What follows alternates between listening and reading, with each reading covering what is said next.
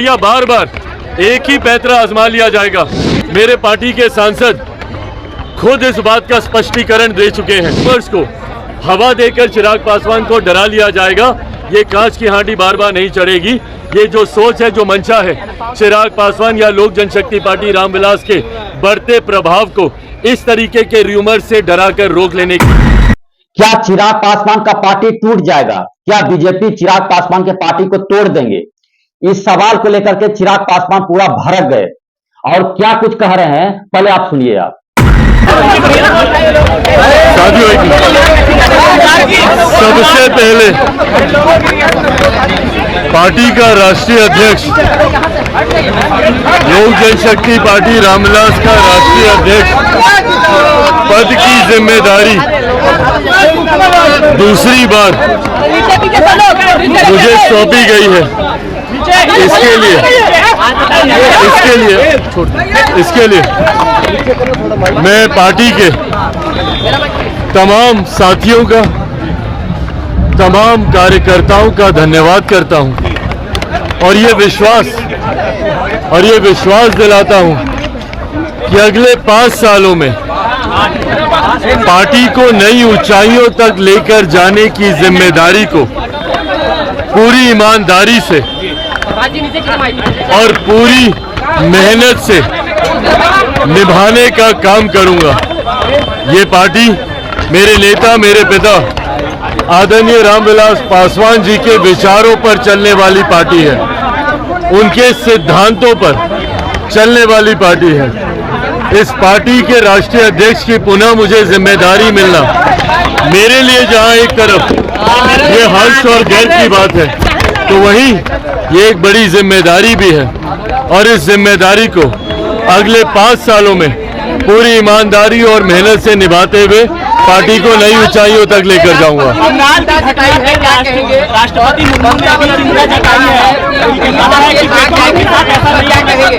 नहीं, बिल्कुल ये चिंता का विषय है।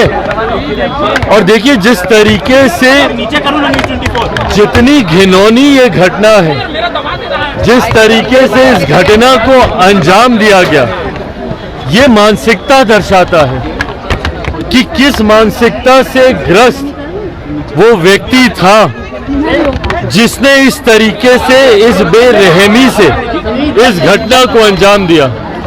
ऐसे लोगों का सभ्य समाज में कहीं पर भी कोई स्थान नहीं है और इन लोगों के ऊपर सख्त से सख्त कार्रवाई होनी चाहिए।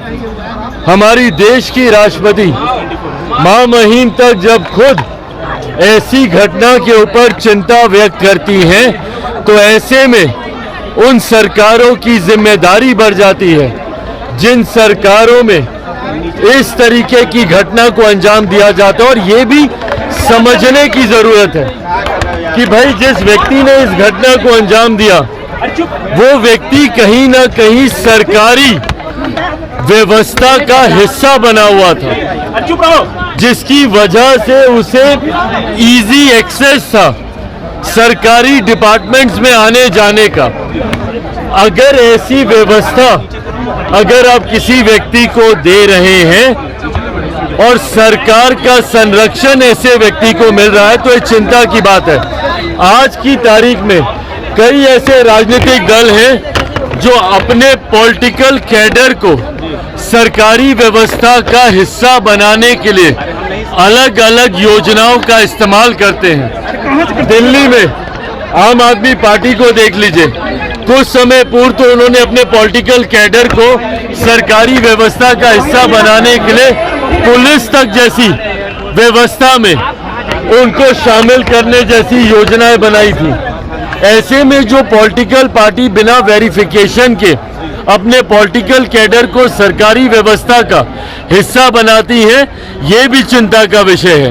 ऐसे में जिस घटना को अंजाम बंगाल में दिया गया, वो भी कहीं ना कहीं पॉलिटिकल कैडर एक सरकारी व्यवस्था का हिस्सा बनने की सोच के साथ ही वो आगे आ रहा था, जो पूरी तरीके से आने वाले दिनों में बहुत ज्यादा नुकसानदायक हो सकता है। तो पॉलिटिकल पार्टियों को ये भी सोचना चाहिए कि भाई जब आप उनको सरकारी व्यवस्था का आप हिस्सा बना रहे हैं तो क्या उससे पहले उनका पूरा वेरिफिकेशन किया गया है, और अगर नहीं किया गया तभी ऐसी घटनाओं को अंजाम दिया जाता है। किस बात को लेकर धरना देने वाला है? आरक्षण के मुद्दे को लेकर, जातीय जनगणना को लेकर के 1 तारीख को बिहार भर में और साथ भाई जातीय जनगणना आप यहाँ पे करा ही चुके हैं। आरक्षण को लेकर जितनी बातें थी ये हमारे प्रधानमंत्री आदरणीय नरेंद्र मोदी जी स्पष्ट तौर से कह चुके हैं कि आरक्षण के जो प्रावधान डॉक्टर बाबा साहेब भीमराव अंबेडकर ने बनाए थे उन प्रावधानों के साथ कहीं कोई छेड़छाड़ नहीं की जाएगी। तो इसके बाद राजनीति करने का क्या मतलब है?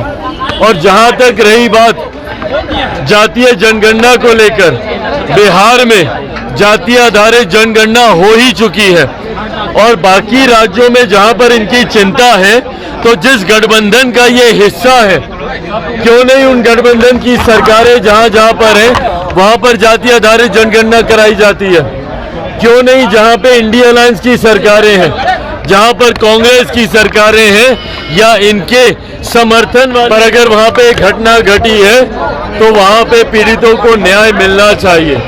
और वो किसी भी राज्य में, मैं इस बात का पक्षधर हूं, देश के किसी एक भी कोने में महिलाओं के साथ अगर इस तरीके की घटना घटती है तो जल्द से जल्द दोषियों पर कड़ी से कड़ी कार्रवाई होनी चाहिए। पर अगर आप उस बात का उदाहरण लेकर देश को जलाने की सोच अगर कोई राज्य का मुख्यमंत्री रखता है तो इससे ज्यादा शर्मनाक और कोई बात नहीं। पार्टी में टूट होने वाली है, कई नेता भाजपा के संपर्क में है। भाई सुनिए ना, कांच की हांडी बार बार नहीं चढ़ती। ये जो सोच ये लोग रखते हैं ना कि भैया बार बार एक ही पैंतरा आजमा लिया जाएगा, मेरे पार्टी के सांसद खुद इस बात का स्पष्टीकरण दे चुके हैं। हर कार्यक्रम में मुझे राष्ट्रीय अध्यक्ष चुने जाने पर भी उन्हीं लोगों की सहमति थी।